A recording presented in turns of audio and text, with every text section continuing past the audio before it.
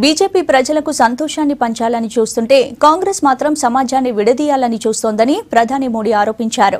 Raipur, Mysore, Karauli, డోలాపూర్, ఆగ్రాలోని party కార్యకర్తలతో నమో app ద్వారా మాట్లాడిన మోడీ ఏపీ రాష్ట్ర విభజనను గుర్తు చేస్తూ కాంగ్రెస్ పై విమర్శలు చేశారు. బీజేపీకి వ్యతిరేకంగా వచ్చే మహాకూటమి విఫలమవుతుందన్నారు.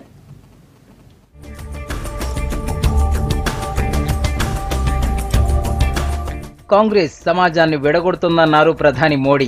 5 రాష్ట్రాల ఎన్నికల సందర్భంగా నమో యాప్ ద్వారా రాయ్పూర్, మైసూర్, దమోహ్, కరోలి, ధోల్పూర్, ఆగ్రా ప్రాంతాల్లోని కార్యకర్తలతో మాట్లాడిన మోడీ కాంగ్రెస్ పై తీవ్ర స్థాయిలో ధ్వజమెత్తారు.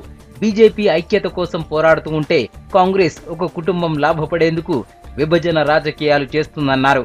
విభజన పేరుతో ఒకే భాష మాట్లాడే తెలంగాణ, ఆంధ్రప్రదేశ్లను కాంగ్రెస్ విడదీసిందన్నారు. మాజీ ప్రధాని అటల్ బిహారీ వాజ్పేయి ఎలాంటి గొడవలు లేకుండా 3 రాష్ట్రాలు ఏర్పాటు చేశారని గుర్తు చేశారు. కాంగ్రెస్ మాత్రం తెలంగాణ ఇచ్చినా ఒకే భాష మాట్లాడే ప్రజల మధ్య గొడవ పెట్టి శత్రువులుగా మార్చేసిందని మండిపడ్డారు. कि भाई सुख बांटने से बढ़ता है, लेकिन कांग्रेस पार्टी को भारत की संस्कृति, भारत की परंपरा से कोई लेना देना नहीं है। और इसलिए मैं आपको कह रहा हूं, जब यहाँ 5 राज्यों में चुनाव चल रहे हैं तो जरा ये हकीकत ज्यादा बढ़ा देंगे, ना छोटी छोटी चीजों में तनाव पैदा करवा देंगे, एक को दूसरे से लड़ा देंगे।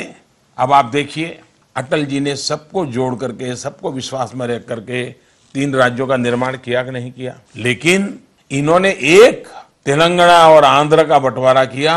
आज भी ऐसे बीज बोए हैं कि एक ही भाषा बोलने वाले लोगों को उन्होंने दुश्मन बना करके रखा.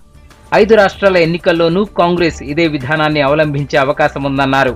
బీజేపీని ఓడించేందుకు ప్రతిపక్షాలన్నీ మహాకూటమిగా ఏర్పడేందుకు ప్రయత్నిస్తున్న అంశాన్ని ప్రధాని ప్రస్తావించారు. మహాకూటమి విఫల ఆలోచన అన్న మోడీ ఇందులోని పార్టీలు ఒకరితో ఒకరు పోరాటం చేస్తూనే అధికారం కోసమే కలుస్తున్నారని విమర్శించారు. కర్ణాటకలో ప్రస్తుతం ఇదే జరుగుతుందన్నారు.